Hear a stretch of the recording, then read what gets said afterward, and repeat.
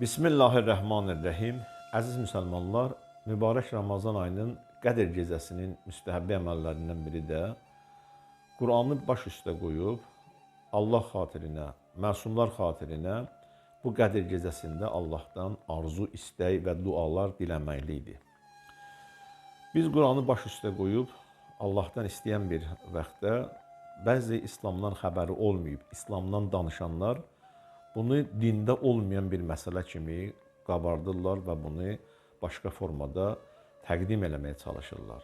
Onu yadda saxlayın ki, bu əməl düzdür, Quranda olmasa da, amma mötəbər hədislərdə, kitablarda var ki, Qədr gecəsində bu işi görmək bəyənilən əməllərdən hesab edilir. İndi Quranda yoxdur deyə biz ona əməl etməməliyikmi?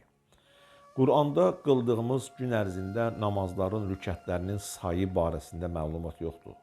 Bu, Peyğəmbərdən gələn mötəbər hədislərdə var. İndi nə edəyək?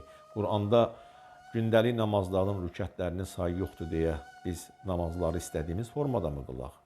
Biz bunları Peyğəmbər və Əhl-i-Beytdən gələn hədislərdən götürüb əməl edirik. Bir də ki, Qur'anı baş üstə qoyanlar Qur'ana dəyər verənlərdir. Allah bizləri Qur'ana dəyər verən müsəlmanlardan hesab etsin inşallah.